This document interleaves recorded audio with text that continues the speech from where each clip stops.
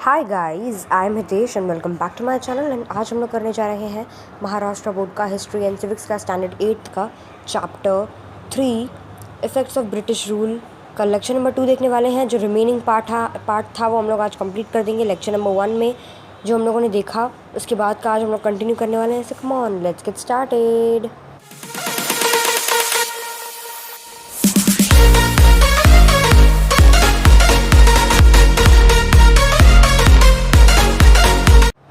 सो guys, ये देखिए, अभी इफ़ेक्ट्स ऑफ ब्रिटिश रूल में हम लोगों ने पिछले लेक्चर में पढ़ा था ईस्ट इंडिया कंपनी की इस्टेब्लिशमेंट कैसे हुई, देन ब्रिटिश और मराठास का क्या रिलेशन था, देन सब्सिडरी अलायंस क्या होता है वो मैंने बताया था, छत्रपति प्रताप सिंह के बारे में बताया था, देन पार्लियामेंट्री लॉज जो उन्होंने हमारे इंडिया में आके बनाए थे, डुअल गवर्नमेंट, सिविल सर्विसेज, जो पुलिस फोर्स एंड वगैरह, ये सब के बारे में मैंने आपको बताया था। तो आज हम लोग यहाँ से शुरू करने वाले हैं military and police force. Okay, अभी मिलिट्री और पुलिस फोर्स भी उन लोगों ने हमारे कंट्री में आके बनाया था, तो वो किस तरह बनाया था वो मैं आपको बताता हूँ अभी। 1 सेकेंड। तो जो ड्यूटी होती है मिलिट्री की, किसी भी देश में मिलिट्री की क्या ड्यूटी होती है? अपने कंट्री को सेफ रखना, अपनी कंट्री की हिफाजत करना। तो ड्यूटी क्या थी ब्रिटिश मिलिट्री की क्या ड्यूटी थी कि जो उन्होंने, मतलब अंग्रेज़ों ने जो हमारे भारत में आकर जो अपना कब्ज़ा जमा के रखा था कुछ इलाकों में, मतलब जिन इलाकों पे उन्होंने कब्ज़ा जमा के रखा था उनको मिलिट्री की सेवा मिलेगी, उन पार्ट्स को मिलिट्री की सेवा मिलेगी, उनको सेफ रखना है जिन पार्ट्स में ब्रिटिश का कब्ज़ा था। ओके, और वो उनका ये भी काम था कि दूसरी इलाकों को भी उनको पकड़ना था, अंग्रेज़ों को दूसरे इलाकों को भी पकड़ना था साथ ही साथ, और जो भी उनके ख़िलाफ़ आता उसको मार देना। ओके, उसको यहाँ से भगा देना, मार देना, जो भी उनके ख़िलाफ़, अंग्रेज़ों के ख़िलाफ़ उठे भारत में, उनको मार देने का। तो ये और क्या काम था उनका कि पूरे देश में जितना भी लॉ और ऑर्डर है, कानून है, रूल्स हैं, उनको सही रखना, उनको बैलेंस्ड रखना। ये थी पुलिस फोर्स। उधर पुलिस फोर्स की जो ये ड्यूटी थी कि लॉ और ऑर्डर को सही से रखना। और मिलिट्री पुलिस फोर्स का क्या हो गया? पुलिस फोर्स का लॉ और ऑर्डर को संभाल के रखना। मिलिट्री का क्या था? जो इलाके ब्रिटिशर्स ने पकड़ के रखे हैं उनको संभालना और साथ ही साथ दूसरे इलाकों को भी जब्त करना, दूसरे इलाकों को भी हड़पना। ओके, और जो भी ब्रिटिश अंग्रेज़ों के ख़िलाफ़ भारत में उठे उनके ख़िलाफ़, तो उसको गोली से मार देने का, ये उनका काम था। चलिए इसको रीड करके बता देता हूँ। The duty of military was to safeguard the British occupied regions in India, acquire new territories and break down any revolt against the British in India, to maintain law and order in the country was the duty of the police force. Okay, चलिए next हम लोग पढ़ते हैं judicial system. Okay, तो अंग्रेज़ों का क्या काम? अंग्रेज़ों ने जुडिशियल सिस्टम, पहले आपको जुडिशियल सिस्टम का मतलब बता दूं। कोर्ट को हम लोग जो किसी भी देश में कोर्ट होता है, ओके, मतलब जो भी किसी भी केस को लड़ना, लोगों को न्याय देना, लोगों को इंसाफ देना, जस्टिस देना। ओके, बेगुनाह को माफ़ करना, मतलब जस्टिस देना, और जो भी जिसने भी चोरी की है या कोई गलत काम किया है उसको सज़ा देना। तो उसका ये किसका काम होता है? Judicial system. मतलब जो जज होता है, कोर्ट का जज, वो सुनवाई देता है, मतलब वो बताता है कि इसने गलत किया है, इसने सही किया है। तो उन लोगों ने यहाँ पे शुरुआत की थी। ओके, जो आज है ना सुप्रीम कोर्ट है, हाई कोर्ट है, ये सब आज सिर्फ ब्रिटिशर्स ने की वजह से है। आज उन्होंने शुरू किया था, द ब्रिटिश इस्टेब्लिश्ड, उन्होंने, अंग्रेज़ों ने एक नया जुडिशियल सिस्टम भारत में चालू किया। उनके मुताबिक, जैसे जिस तरह उन्होंने अपने कंट्री में, इंग्लैंड में जिस तरह जुडिशियल सिस्टम बनाया था, उसी तरह उन्होंने हमारे देश में आके जुडिशियल सिस्टम बनाया, जज का सिस्टम बनाया, कोर्ट का सिस्टम बनाया।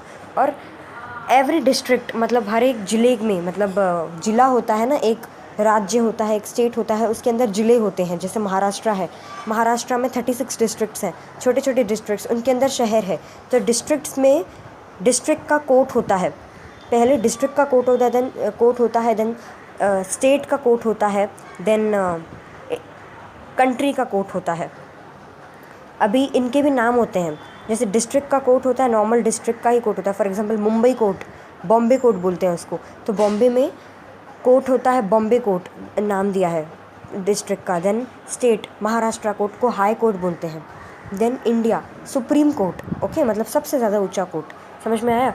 तो ये होता है उनके हिसाब से, उन्होंने यहाँ पे शुरू किया था। और हर एक डिस्ट्रिक्ट को, हर एक ज़िले को सिविल और क्रिमिनल कोर्ट, मतलब कोर्ट है कि लोकल कोर्ट केसेस को, लोगों में जो भी प्रॉब्लम्स हैं उनको सॉल्व करना है, केसेस को सॉल्व करना है। ओके, लोगों में जो भी झगड़े हुए हैं, डिस्प्यूट्स हैं, उनको सॉल्व करने का काम होता था। और अपनी जजमेंट्स को, जो भी डिस्ट्रिक्ट कोर्ट होता था, अपनी जजमेंट्स को सही मतलब अश्योरेंस देने के लिए हाई कोर्ट को बोलता था। डिस्ट्रिक्ट कोर्ट में जो जज होता था वो अपनी अश्योरेंस के लिए, मतलब मैंने सही किया है ना, ऐसे हाई कोर्ट को मैसेज भेजता था। तो वो इसको समझता था एंड देन उसको डिस्ट्रिक्ट कोर्ट को मैसेज देता था कि हाँ तुमने सही किया है। तो बाद में बाद में डिसीजन लिया जाता था। ओके, डिस्ट्रिक्ट कोर्ट को जो भी डिसीजन लेता है वो पहले रिकन्सिडरिंग, मतलब वापस से पूछ लेता है हाई कोर्ट को, क्योंकि वो उसके ऊपर है। तो हाई कोर्ट उस पर पहले कंफर्म करता है, देन उसको डिस्ट्रिक्ट कोर्ट को मैसेज देता है कि तुमने सही बोला है, सही डिसीजन लिया है। तो वो डिस्ट्रिक्ट कोर्ट का जज वो सही डिसीजन ले लेता है जो हाई कोर्ट ने बोला होता है। ओके, तो ये होता है। चलिए अब मैं आपको इसको रीड करके बता देता हूँ। The British established a new judicial system in India on the basis of judicial system in England. Every district had a civil and criminal court to solve the local cases. For reconsideration of the judgments, a high court was established. मतलब high court को भी बनाया गया था उनकी reconsideration के लिए, मतलब वापस से पूछने के लिए हाई कोर्ट को बनाया गया था। ओके, चलिए नेक्स्ट टॉपिक की तरफ बढ़ते हैं, which is equality before law. Okay, equality before law, equality मतलब समानता, लॉ के पहले इक्वालिटी। ओके, इसका क्या मतलब है हम लोग पढ़ते हैं अभी। पुराने समय में, पहले समय में जो लॉज होते थे इंडिया में, मतलब जो भी कानून होते थे वो एक प्लेस से दूसरे प्लेस में, मतलब इंडिया बहुत बड़ा देश है, तो एक अगर समझो एक जगह है, महाराष्ट्र है, तो वहाँ पे अलग तरीके से डिसीजंस लिए जाते हैं कंपेयर टू गुजरात एक दूसरा स्टेट है। ओके, तो एक प्लेस से दूसरे प्लेस में इंडिया में अलग अलग डिसीजंस लिए जाते हैं। ओके, इंडिया में अलग डिसीजंस लिए जाते हैं। तो वहाँ पे डिफरेंस था, इंडिया में वो टाइम पे डिफरेंस था जजमेंट में, कास्टिज़म के बेसिस पे जजमेंट किया जाता था। मतलब वो टाइम पे इंडिया में जाति भेद, धर्म भेद होता था, मतलब तुम नीची जात की हो तो उसके हिसाब से उसको जज किया जाता था। तो ये पहले हुआ करता था। ओके, बट लॉर्ड मैकॉले की लीडरशिप में एक कमिटी बनाई गई, और उसमें एक कमिटी बनाई गई कि एक कोड ऑफ लॉ उन्होंने बनाया, एक लॉ का कोड बनाया। तो Indian panel code was enforced all over British India and British principle of equality before law. इसका सीधा मतलब ये इन्होंने घुमा फिरा के बोला है। इसका ये मतलब है पुराने समय में, मतलब इंडिया में ब्रिटिशर्स के पहले और ब्रिटिशर्स के आने के बाद भी कुछ जगहों पर कास्टिज़म के ऊपर डिसीजन लिया जाता था कोर्ट में। ओके, सुनवाई में। तो क्या हुआ था, लॉर्ड मैकॉले जो थे, मतलब एक ब्रिटिश ऑफिसर थे, उन्होंने देखा, उनको ये सही नहीं लगा, तो उन्होंने इस लॉ को, इस चीज़ को चेंज कर दिया और इसको इक्वालिटी में बदल दिया। इक्वालिटी बिफोर लॉ, मतलब पहले इक्वालिटी आती है लॉ के पहले, मतलब किसी भी कानून के पहले आपको इक्वल रखना है किसी भी इंसान को, कोई छोटा ना कोई बड़ा। ओके, जुडिशल सिस्टम जो था इंडिया का वो बहुत ही कास्ट के ऊपर होता था कि तुम नीची जात की हो तो तुम्हें इस तरह नहीं देखा जाएगा, मतलब नीची जाति का है इंसान तो वही गलत होगा। अगर कोई बड़ी जाति वाला इंसान होगा, अमीर घराने का इंसान होगा, वो कभी गलत ही नहीं हो सकता, उनका ऐसा मानना था पहले इंडिया में। बट जब लॉर्ड मैकॉले ने इसको सही किया तो इसका नाम दिया गया इक्वालिटी बिफोर लॉ। ओके, अभी इसको रीड करके दे देता हूँ मैं आपको। In early times, law in India differed from place to place. There was difference in judgment on the basis of casteism. Under the leadership of Lord Macaulay, a committee was set up to create the code of law. The Indian Penal Code was enforced all over British India and British principle of equality before law. Okay? Sorry, with British principle of equality before law. Oh, ये भी है paragraph, sorry. पर अभी भी कुछ defects थे उस चीज़ में, मतलब ये इक्वालिटी बिफोर लॉ की चीज़ में कुछ डिफेक्ट्स थे। उसमें क्या था, there were some separate codes and different laws for the Europeans. अभी सेपरेट कोड्स बनाए गए थे, सेपरेट डिफरेंट लॉज बनाए गए थे यूरोपियंस के, मतलब कोई भी बाहरी देश का भारत में आता था, यूरोप के कोई भी देश में से भारत में कोई आता था तो उसके लिए कोर्ट ही अलग बना दिया जाता था। मतलब जो भी यहाँ इंडिया में जो कोर्ट होगा उसके मुताबिक उसको उसके लिए कोई डिसीजन नहीं लिया जाएगा। ओके, और यूरोपियंस के लिए भी डिफरेंट लॉज बनाए गए थे। ओके, और कॉमन पीपल के लिए, मतलब इंडिया के जो इंडिया में रहने वाले लोगों के लिए ये जो नए यूरोपियंस के या फिर नए लॉज थे ना, नए कानून थे, वो समझने के लिए मुश्किल थे, समझने में मुश्किल हो रही थी। ओके, डिफ़िकल्ट थे। और लीगल केसेस जो थे, legal cases became an expensive affair for the community and the cases remain pending for years together. और ये इन चीज़ों की वजह से मतलब बहुत सारे लोगों को लॉज समझ में ही नहीं आए कि इन अंग्रेज़ों ने किस किस किस बेस पे लॉज बनाए हैं, किस बेस पे उन्होंने कानून बनाए हैं। तो इस वजह से बहुत सारे केसेस ऐसे भी रहे थे, ऐसे भी लीगल केसेस, मतलब ऐसे भी जो लीगल केसेस होते हैं वो ऐसे ही रह गए, सालों के लिए ऐसे ही पड़े रह गए। ओके, समझ में आया अभी? But there were some defects in it. There were separate courts and laws, different laws for the Europeans. New laws were difficult to be understood by common people. Legal cases became an expensive affair for the community and the cases remained pending for years together. Okay, is it clear now? चलिए next topic की तरफ बढ़ते हैं, which is economic policies of the British.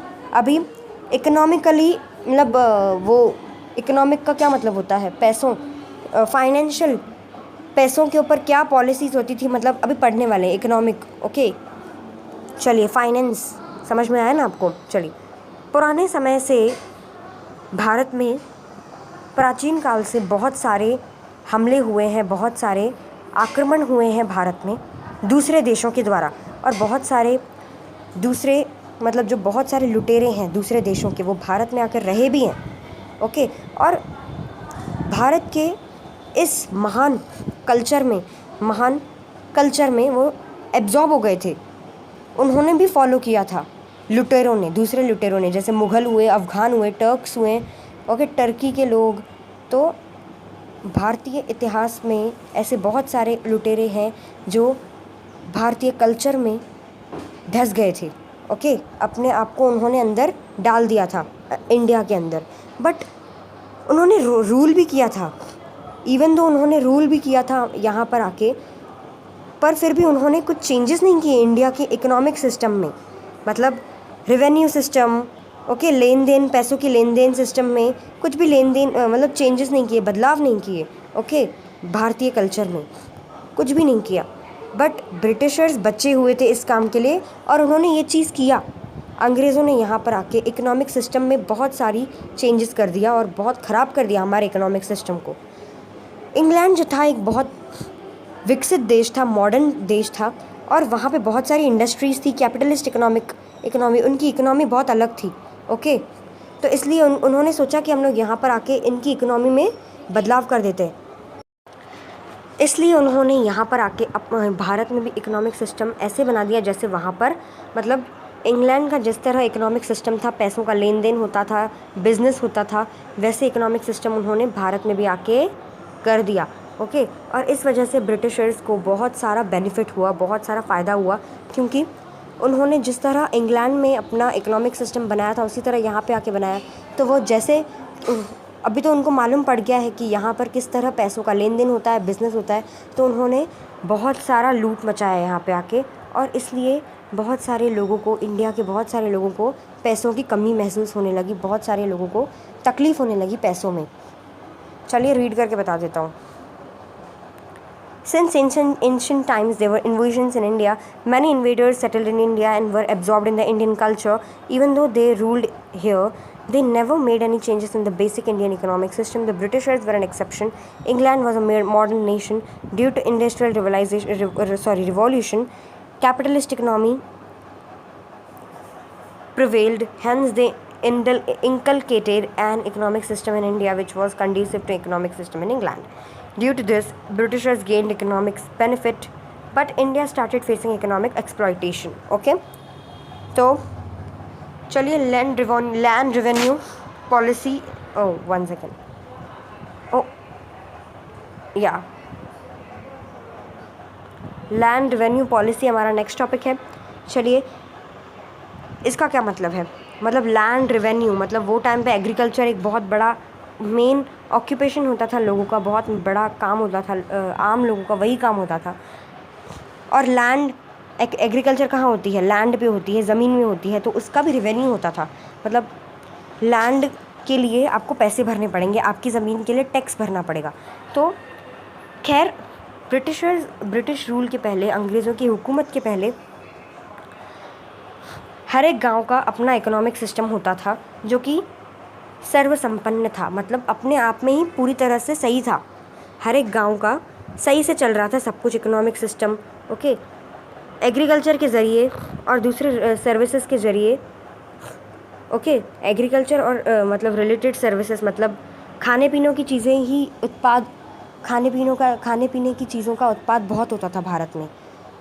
Agriculture के ज़रिए बहुत सारी needs पूरी होती थी गांव की, बहुत सारी ज़रूरतें पूरी हो जाती थी गांव की, खुद ही गांव की एग्रीकल्चर, क्योंकि हर एक गांव में एग्रीकल्चर होता था, तो एग्रीकल्चर के ज़रिए गांव की नीड खुद ही पूरी हो जाती थी, उसको दूसरे गांव से या दूसरे शहर से कुछ भी मंगवाना नहीं पड़ता था। तो लैंड रेवेन्यू एक बहुत ही, मतलब लेन देन में, पैसों में लैंड रेवेन्यू एक बहुत बड़ा मेन सोर्स था पैसे कमाने का लोगों का। अगर किसी को ज़मीन बेचनी है या टैक्स भरना होता है, ज़मीन है आपके पास, उसका टैक्स भरना पड़ता है। तो अंग्रेज़ी हुकूमत के पहले के समय में रेवेन्यू जो होता था, मतलब जो टैक्स दिया जाता था किसी राजा को या किसी लीडर को, किसी गांव के मुखिया को, तो रेवेन्यू जो होता था वो उसके खेती के ऊपर होता था। मतलब उसने कितनी खेती की है उसके हिसाब से उससे पैसे लिए जाते थे, कोई राजा या कोई मुखिया गांव का।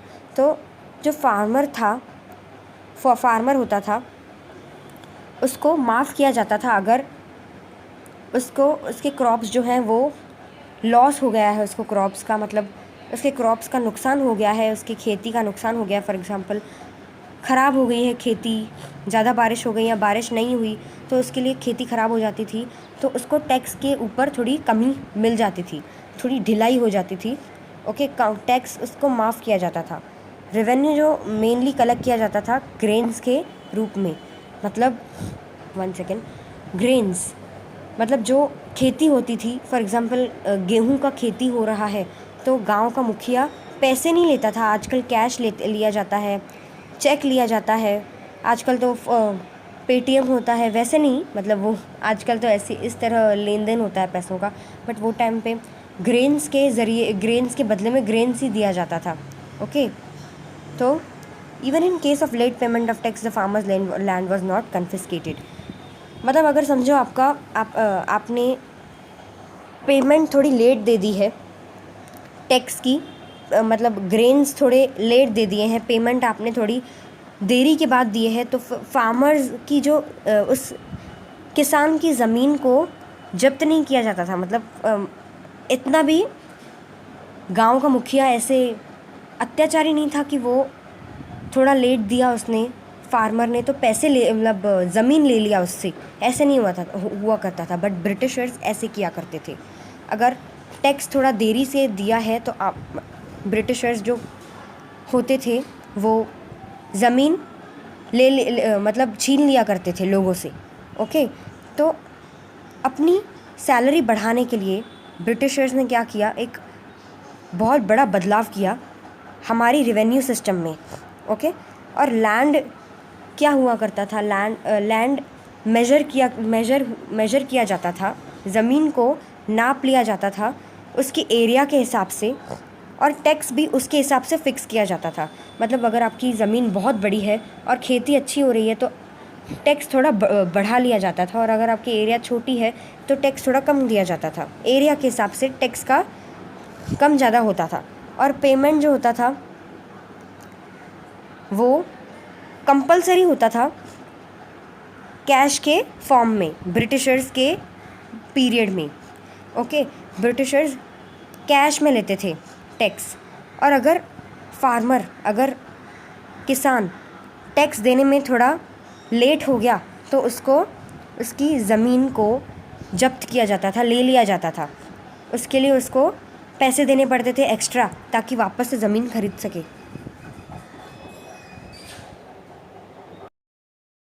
और फिर उसके बाद ब्रिटिशर्स की जो ये लैंड रेवेन्यू सिस्टम है, वो एक प्लेस से दूसरे प्लेस में जो अलग अलग होती थी, मतलब हर एक जगह पर फार्मर्स को इस लैंड रेवेन्यू सिस्टम ने कंगाल कर दिया था, बर्बाद कर दिया था।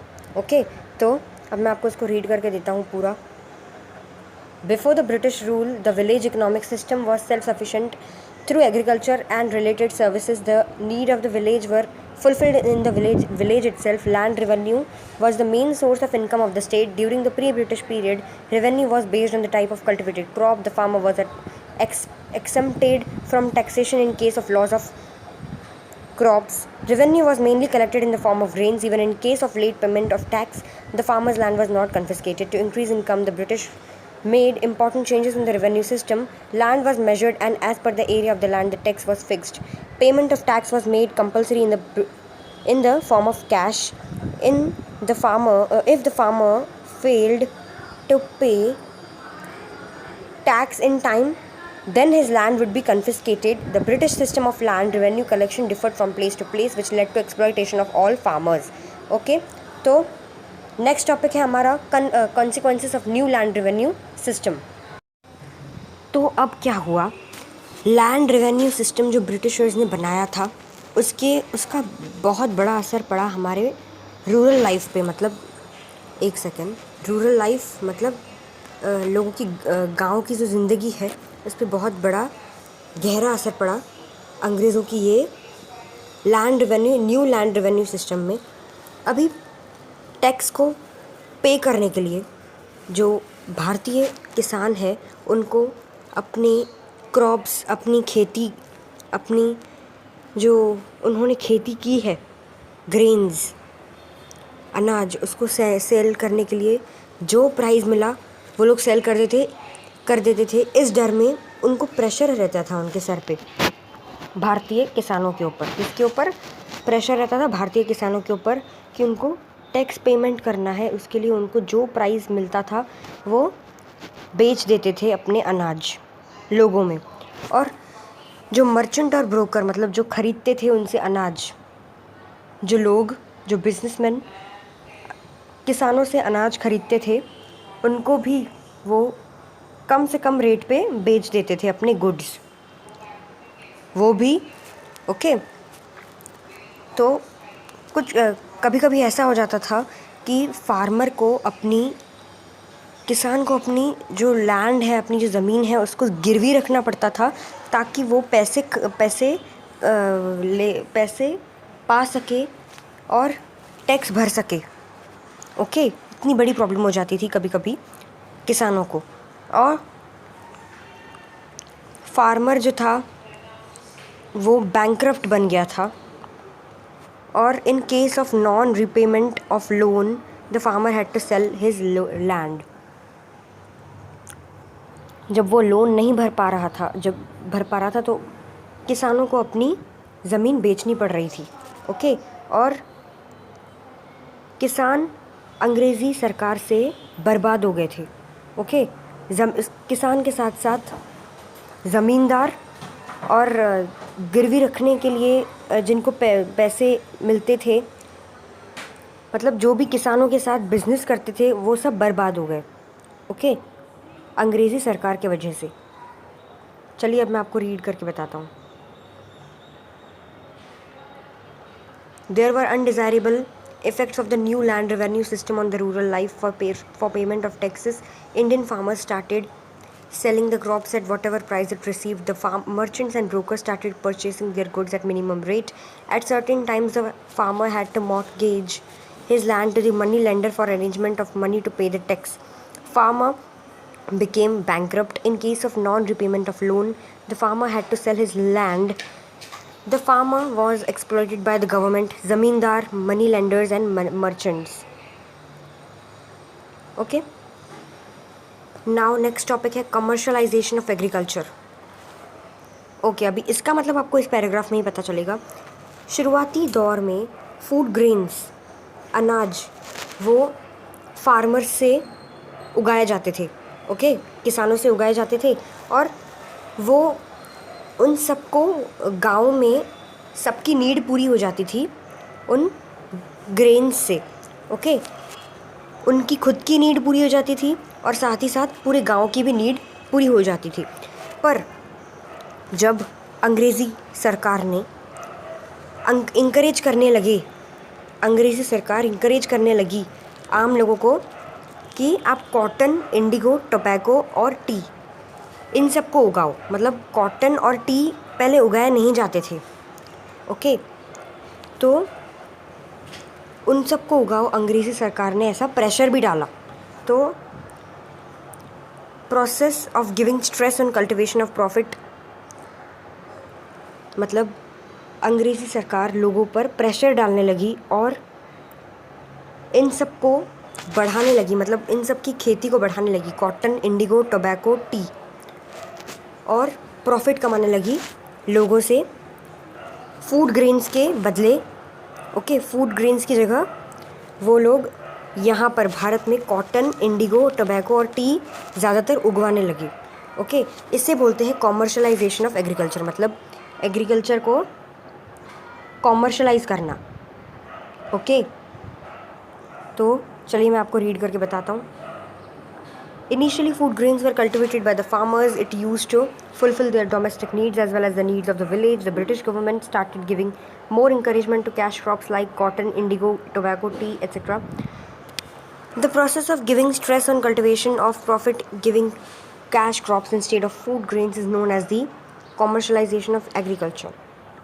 Okay, तो ये हो गया paragraph complete. Now famine. Famine का क्या मतलब होता है? सूखा पड़ना, सूखा। ओके, अभी आगे बढ़ते हैं। सन 1860 से 1900 में, मतलब 1860 से लेकर 1900 तक भारत में बहुत बड़ी फैमाइन आई थी, बहुत बड़ा ड्रॉट, सूखे का प्रॉब्लम हुआ था। पर उस समय अंग्रेज़ी हुकूमत ने बिल्कुल भी इस पर ध्यान नहीं दिया और लोग मरते चले गए, और बिल्कुल भी उन्होंने ध्यान नहीं दिया, एफ़र्ट नहीं डाला फैमाइन को रोकने के लिए। और इसलिए उन्होंने वाटर सप्लाई पर भी similarly not much expenditure was made on provision of water supply. Okay, इसी तरह प्रोविज़न ऑफ वाटर सप्लाई मतलब वाटर का सप्लाई प्रोवाइड करना, उसमें ज़्यादा खर्चा नहीं हुआ करता था। ओके, तो चलिए मैं आपको रीड करके बताता हूँ। From 1860 to 1900 India faced great famine, but the British rulers did not take much efforts to overcome it. Similarly, not much expenditure was made on provision of water supply. Okay, चलिए next topic है हमारा development in transport and communication system. Okay, अभी भारत में पहली बार ऐसा कुछ नई चीज़ें आई थी। वेल, वो टाइम पे तो बैलगाड़ी, घोड़ा गाड़ी, इन चीज़ों पे ही लोग ट्रैवल करते थे। बट अभी ट्रेड और कन्वीनियंस को बढ़ाने के लिए और अपना हुकूमत बढ़ाने के लिए अंग्रेज़ों ने नई नई मॉडर्न फैसिलिटीज़ भारत में चालू की, जैसे कि ट्रांसपोर्ट और कम्युनिकेशन। ओके, जैसे टेलीफोन। ओके, कम्युनिकेशन में टेलीफोन आता है, ट्रांसपोर्ट में क्या आता है? ट्रांसपोर्ट में ट्रेन्स एंड ऑल। ओके, तो उन्होंने शुरू किया 1853 में फर्स्ट ट्रेन चालू हुई थी मुंबई से थाने के बीच में, जो कि चली थी 1853 में 16 अप्रैल के दिन पे। ओके, और इसी साल ब्रिटिशों ने, अंग्रेज़ों ने टेलीग्राफ मतलब टेलीफोन की सिस्टम चालू की थी इंडिया में। और इसी तरह ऑल सिटीज़, सारे शहरों और स्टेशंस को पहुंचने के लिए ये चीज़ों की ज़रूरत थी। सारे शहरों और मिलिट्री स्टेशंस पे, मतलब स्टेशंस शहरों में पहुंचने के लिए टेलीफोन और कम्युनिकेशन ट्रांसपोर्ट सिस्टम्स की बहुत ज़रूरत थी। ओके, साथ ही इसी तरह ब्रिटिशर्स ने पोस्टल सिस्टम मतलब पोस्ट कार्ड्स का सिस्टम चालू किया ताकि कनेक्ट कर सके देश भर में। ओके, और इन्हीं डेवलपमेंट्स के वजह से बहुत बड़ा इफ़ेक्ट पड़ा भारतीयों की ज़िंदगी पर। ओके, बहुत बड़ा इफ़ेक्ट पड़ा। और due to this there was increasing sense of unity among them. और इस वजह से वो सब साथ में रहने, मतलब अंग्रेज़ी जो हुकूमत थी वो बढ़ती गई भारत में। तो रीड करके बताता हूँ। और भी है क्या इधर? नहीं, और नहीं है, रीड करके बताता हूँ। For increasing trade and convenience of administration, the British developed modern facilities like transport and communication in India. In 1853, first railway ran on the route of Mumbai to Thane. In the same year, British started telegraph system in India. Due to it, all cities and military stations got connected to one another. Similarly, the British also started the postal system. Oh, one second. Due to all these developments, there was a long-term impact on the social life of the Indians. Due to this, there was increasing sense of unity among them. Next topic है हमारा decline of traditional industries in India. अब जब अंग्रेज़ों की government ने, अंग्रेज़ी सरकार ने अलग अलग इंडस्ट्रीज़ चालू करवा दी थी, तो हमारी खुद की जो इंडस्ट्रीज़ थी वो ट्रेडिशनल इंडस्ट्रीज़ हमारी, जो हम जैसे कपड़े बुनने का काम करते थे, हम लोग हाथों से करते थे और अच्छे क्वालिटी के करते थे, तो वो उन लोगों ने बंद करवा दिया। ऐसे कम होती गई ट्रेडिशनल इंडस्ट्रीज़। तो अंग्रेज़ी सरकार ने बहुत सारा टैक्स लेना शुरू कर दिया, जो कि भारत से एक्सपोर्ट होके इंग्लैंड जाता था। मतलब भारत से इंग्लैंड जाने का कोई भी सामान जाता था तो उससे भारतीयों से बहुत सारा पैसा लिया जाता था। और दूसरी तरफ बहुत सारा कम टैक्स दिया जाता था भारतीयों को जब इंग्लैंड से कोई चीज़ भारत में आती थी। ओके, समझे आप? जो यहाँ से इंडिया से इंग्लैंड जो भी सामान जाता था उससे बहुत हमारा खर्चा हो जाता था। ओके, और जब इंडिया में इंपोर्ट किया जाता था इंग्लैंड से सामान तो हमको बहुत कम पैसे दिए जाते थे। और जो गुड्स मैन्युफैक्चर किए जाते थे इंग्लैंड में मशीन से, वो बहुत ही कम खर्चे में हमको मतलब बहुत ही ज़्यादा खर्चे में हम 1 सेकेंड, मतलब जो इंडिया में मशीन बनाई जाती थी इंग्लैंड, मतलब जो ब्रिटिशर्स यहाँ पर मशीन बनाते थे वो बहुत ही कम पैसे दे के हमको बनवाते थे और बाद में महंगे में बेचते थे, हमी को बहुत महंगे में बेचते थे। ओके, और to compete with such cheap products was difficult for the Indian artisans. और इतना कम पैसे लेके इतना मेहनत करने का काम हमारे लिए बहुत मुश्किल हो जाता था। ओके, तो इसलिए eventually it led to closing down of traditional industries and many artisans became unemployed. और इसलिए बहुत सारी ट्रेडिशनल इंडस्ट्रीज़ जो हमारे यहाँ जो पहले से चली आ रही थी इंडस्ट्रीज़ वो बंद हो गई और बहुत सारे इंडियंस गरीब हो गए और अनएम्प्लॉयड हो गए, क्योंकि हमसे ही ज़्यादा पैसे लिए जा रहे थे, हमसे मेहनत करवा के हमसे ही ज़्यादा पैसे लिए जा रहे थे। ओके, उनकी चीज़ें बनने के लिए। चलिए अब मैं आपको रीड करके बताता हूँ। The British government obtained huge taxes on goods imported from India to England. On the other hand very less tax was imposed on goods imported from England to India.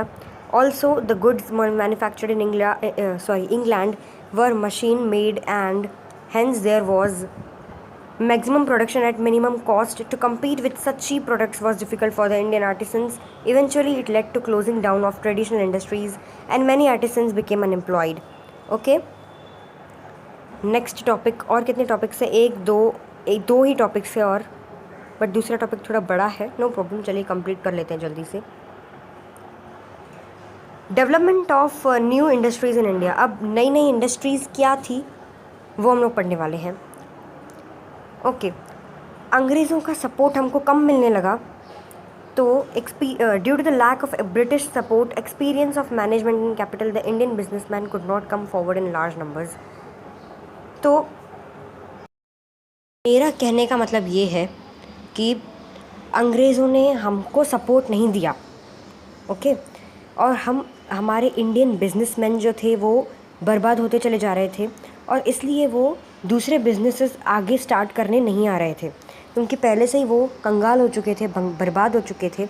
इसलिए पर फिर भी कुछ ऐसे इंडियन बिजनेसमैन आगे आए जिन्होंने इन सारी प्रॉब्लम्स को झेलते हुए नया बिज़नेस शुरू किया। तो उनमें से एक थे 1853 में कवसजी नानाभोई दवर, जिन्होंने पहली टेक्सटाइल मिल शुरू की मुंबई में। मतलब नई टेक्सटाइल मिल एक इंडस्ट्री है, फैक्ट्री है, वो उन्होंने शुरू की। और 1855 में first jute mill was started in Rishra Bengal. मतलब जूट इंडस्ट्री, जूट एक तरह का कपड़ा है जो इस्तेमाल किया जाता है, उसकी इंडस्ट्री स्टार्ट की 1855 में उन्होंने बंगाल में। इन 1907 में 1907 में जमशेदजी टाटा ने टाटा आयरन और स्टील कंपनी बनाई जमशेदपुर में। इन्होंने जमशेदपुर में टाटा आयरन और स्टील कंपनी बनाई। ओके। और भारत में कोल, मेटल, शुगर, सीमेंट और केमिकल इंडस्ट्रीज़ भी स्टार्ट होना शुरू हो गई। कोल मतलब कोयला, मेटल्स मतलब आयरन या किसी भी तरह का धातु, शुगर चीनी जो हम लोग खाते हैं, शक्कर, सीमेंट मतलब जिससे बिल्डिंग्स बनती है, रास्ते बनते हैं, और केमिकल इंडस्ट्रीज़। ओके, केमिकल्स वाली इंडस्ट्रीज़ भी बनना स्टार्ट हो गई भारत में। चलिए रीड करके बताता हूँ। 1 second. Due to the lack of British support, experience of management and capital, the Indian businessmen could not come forward in large numbers. Yet some of them built up their business by overcoming these problems. In 1853, Kavasji Nanabhoi Dawar started the first textile mill in Mumbai. In 1855, the first jute mill was started at Rasra in Bengal. In 1907, Jamshedji Tata established the Tata Iron and Steel Company at Jamshedpur. In India, coal, metals, sugar and cement and chemical industries came to be started. Okay, चलिए next topic है हमारा social and cultural effects. Okay, तो 19वीं शताब्दी में Europe जो था एक बहुत विकसित महाद्वीप बन गया था। यूरोप बहुत बड़ा कॉन्टिनेंट बन चुका था, मतलब अमीर और बहुत फेमस हो चुका था, एक नया मॉडर्न हो चुका था। और उसकी वैल्यूज़ क्या थी, मतलब किस बेस पे वो इतना मॉडर्न हुआ था? इंसानियत, डेमोक्रेसी, नेशनलिज्म, लिबरलिज्म एक्सेट्रा। इंसानियत में समझ पाया, बट डेमोक्रेसी, नेशनलिज्म, लिबरलिज्म का आप मतलब समझ जाइएगा। Okay, this change in West led to obvious repercussions on India. मतलब ये जो चेंज है वेस्ट में इतनी सारी चेंजेस हुई है वेस्ट में, मतलब वेस्टर्न साइड यूरोप वेस्ट में आता है और हम लोग ईस्ट में आते हैं। तो वेस्ट में ये चेंज होने के बाद ऑब्वियसली इंडिया के ऊपर कुछ असर पड़ेगा, क्योंकि पहले से ही ब्रिटिशर्स हम पे राज कर रहे थे और अंग्रेज़ों को अपनी हुकूमत और बढ़ाने के लिए भारत को और अच्छी तरह से समझना चाहिए था। ओके, उनको समझना था, भारत को, इंडियन सोसाइटी को अच्छी तरह से समझने की ज़रूरत थी। तो इसके लिए उन्होंने भारत का ट्रेडिशन, भारत की हिस्ट्री, इतिहास, लिटरेचर और म्यूज़िक, ओके, और फ्लोरा फोना, मतलब एटमॉस्फेयर, फ्लोरा फोना इसको बोलते हैं ना, तो उसको समझने के लिए समझा इन सब चीज़ों को। 1784 में सर विलियम जोन्स ने, जो कि एक इंग्लिश ऑफिसर थे, जिन्होंने इस्टेब्लिश की एशियाटिक सोसाइटी ऑफ बंगाल, एक सोसाइटी उन्होंने बनाई कोलकाता में। ओके, मैक्स म्यूलर, जो कि एक जर्मन थिंकर थे, जो कि बहुत स्कॉलर थे इंडियन रिलीजन, लैंग्वेज और हिस्ट्री में, एक स्कॉलर थे जिनको बहुत अच्छा नॉलेज था इंडियन रिलीजन, लैंग्वेज और हिस्ट्री में। ओके, तो इन एग्जांपल्स को देखने के बाद ऐसी फीलिंग्स आई कुछ नए एजुकेटेड इंडियंस में, जो न्यूली एजुकेटेड इंडियंस थे, जिनको अपने ही इंडियन रिलीजन, हिस्ट्री और ट्रेडिशन के बारे में जानने की उत्सुकता हुई।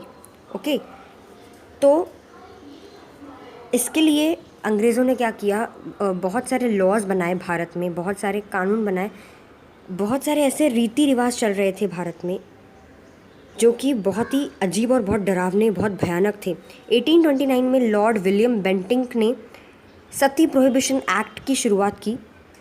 मतलब उस समय क्या हुआ करता था, जब किसी औरत के हस्बैंड की किसी औरत के पति की डेथ हो जाती थी तो उसको भी उसकी जलती चिता में फेंक देते थे, मतलब जिंदा जला देते थे उसको भी साथ साथ। तो ये बहुत गलत होता था वो टाइम पे। तो लॉर्ड विलियम बेंटिंक ने इसको बंद करवा दिया। किसने? लॉर्ड विलियम बेंटिंक ने। किसको? सती प्रोहिबिशन एक्ट को। और 1856 में लॉर्ड डलहौजी ने पास किया विडो रीमैरिज एक्ट। मतलब किसी औरत के हस्बैंड की डेथ हो जाने के बाद वो विडो बन जाती है, वो विधवा हो जाती है, तो वो किसी दूसरे के साथ उसको शादी करने का मौका मिलना चाहिए। तो लॉर्ड डलहौजी ने इसका लॉ बनाया। ओके। और ये acts were responsible for social reforms. मतलब इससे थोड़ा बहुत चेंजेस आया यहाँ पर इंडिया में। ओके। और भी अपना हुकूमत करने के लिए अंग्रेज़ों ने नए अंग्रेज़ों को किसकी ज़रूरत थी? English educated Indians. मतलब हमारी ही ज़रूरत थी जिनको इंग्लिश आती हो। ओके। इंग्लिश भाषा, अंग्रेज़ी भाषा आती हो। तो इसके हिसाब से लॉर्ड मैकॉले ने 1835 में इंग्लिश एजुकेशन भारत में फैला दी। ओके, शुरू की। और इससे नए एजुकेटेड इंडियंस को western thoughts, modern reform, science and technology से रूबरू करवाया। मतलब उनको इंट्रोड्यूस करवाया, उनको पहचान कराई, परिचय दिया। किसका? Western thoughts. मतलब इंग्लैंड में किस तरह लोग रहते हैं, उनका रहन सहन कैसा है, साइंस एंड टेक्नोलॉजी, वो लोग क्या करते हैं, उनका ऑक्यूपेशन क्या है, नई चीज़ें उनको इंट्रोड्यूस करवाई। किसने? अंग्रेज़ों ने। किसको? न्यूली इंग्लिश एजुकेटेड इंडियंस को। ओके, समझ में आया। और 1857 में, सन 1857 में बहुत सारी यूनिवर्सिटीज़ बनी। कोलकाता, मुंबई और मद्रास, जो चेन्नई, मद्रास बोला जाता था चेन्नई को, बहुत सारी यूनिवर्सिटीज़ बन गई। ओके। और western educated middle class Indians ने सोशल रिफॉर्म मूवमेंट इंडिया में शुरू किया। मतलब वेस्टर्न चीज़ें इंडियंस भी सीखना शुरू हो गए। ओके, समझ में आया आपको? Western educated middle class Indians, English सीखे हुए मिडिल क्लास इंडियंस ने यूनिवर्सिटीज़ में पढ़ना शुरू किया, इंग्लिश यूनिवर्सिटीज़ में, और बदलना शुरू कर दिया। Okay, social reform movement. तो इसका मैंने रीड करना रह गया ना मेरा, और आज ये वाला चैप्टर हम लोगों का कंप्लीट होता है। Social and cultural effects. In 19th century Europe, a new era took shape on the basis of values like humanitarianism, democracy, nationalism, liberalism, etc. This change in West led to obvious repercussions on India for carrying out administration. The British had to understand the Indian society. For this purpose, they started studying the Indian tradition, history, literature, as well as music, flora, fauna of India. In 1784, Sir William Jones, an English officer, established the Asiatic Society of Bengal at Kolkata. Max Muller, a German thinker, was a devout scholar of Indian religion, language and history.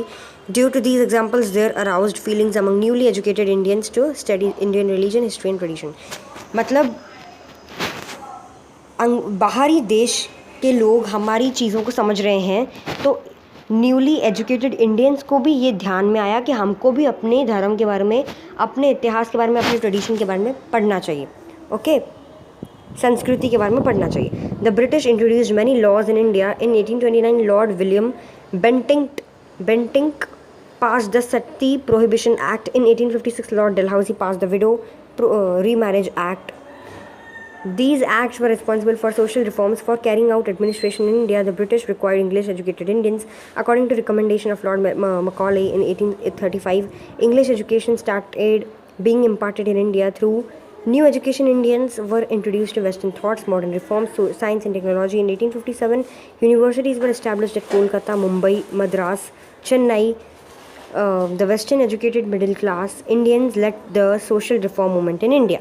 Okay, तो चलिए आज हम लोगों का ये chapter complete हो जाता है। अभी हम लोग नेक्स्ट चैप्टर में मिलेंगे, chapter number 4, the freedom struggle of 1857। मतलब हम लोगों ने अंग्रेज़ों के खिलाफ स्ट्रगल किस तरह किया अपनी स्वतंत्रता के लिए, अपनी आज़ादी के लिए। होप आपको ये चैप्टर समझ में आ गया हो। ओके, अच्छी तरह से उम्मीद करता हूँ। तो please like share comment and subscribe करिए और keep growing and keep learning. So bye, see in the next one.